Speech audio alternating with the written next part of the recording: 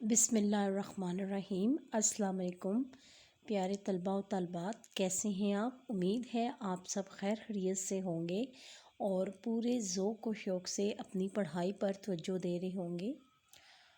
یہ اردو کی جماعت ہے اور آج ہم پڑھیں گے مجاز مرسل کی صورتوں کے بارے میں کہ مجاز مرسل کی کتنی اقسام ہیں اور ان کی کیا کیا مثالیں ہیں۔ مجاز مرسل کی 6 مشہور اقسام ہیں۔ 1 جز کہہ کر کل مراد لینا، 2 کل کہہ کر جز مراد لینا، 3 ظرف کہہ کر مظروف مراد لینا، 4 مظروف کہہ کر ظرف مراد لینا، 5 سبب کہہ کر مسبب مراد لینا، 6 مسبب کہہ کر سبب مراد لینا۔ کل کہہ کر جز مراد لینا ایسا لفظ جو کسی معنی کو بیان کرنے کے لیے وضع کیا گیا ہو، اس لفظ سے اس چیز کا ایک جز مراد لیا جائے۔ جز آپ کو پتہ ہے حصے کو کہتے ہیں، ٹھیک ہے، کوئی ایک حصہ۔ مثال دیکھیں، بازار سے سودا لے آؤ۔ بازار سے سودا لے آؤ، بازار کیا ہے؟ کل۔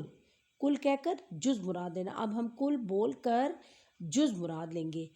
بازار کل بول کر ایک دکان جز مراد لیا گیا ہے، کیونکہ پورے بازار سے تو سودا نہیں لیا گیا، کسی ایک دکان سے سودا لیا گیا ہے، تو کل بول کر جز مراد لینا۔ ایک اور مثال دیکھتے ہیں، کرسی ٹوٹ گئی ہے۔ کرسی ٹوٹ گئی ہے، اگرچہ کرسی کا کوئی ایک بازو یا کوئی ٹانگ یا کوئی ایک حصہ ٹوٹا ہوگا، لیکن کل بول کر جز مراد لیا جائے گا۔ کرسی ٹوٹ گئی ہے، ٹھیک ہے۔ اب اس سے مراد کل بول کر جز کہ کرسی کا کوئی ایک حصہ، کوئی ٹانگ، کوئی بازو یا اس کا کوئی ایک حصہ ٹوٹ گیا ہے۔ جز کہہ کر کل مراد لینا، پہلے کیا ہوا تھا؟ پہلی مثال میں کہ کل بول کر کوئی حصہ مراد لیا گیا تھا، اب کوئی ایک حصہ بول کر کل کو مراد لیا جائے گا۔ ایسا لفظ بولا جائے جس کا اطلاق اس کے اصلی اور حقیقی معنی کے لحاظ سے جز پر ہوتا ہے، لیکن اس سے جز کے بجائے کل مراد لیا جاتا ہے۔ مثال دیکھیں، کل شریف پڑھیں۔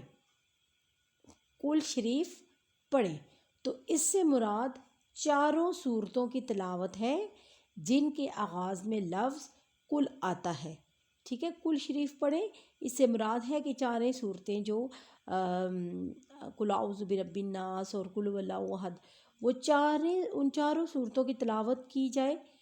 اور اب اس میں کیا ہوا ہے کہ جز بول کر کل مراد لیا گیا ہے۔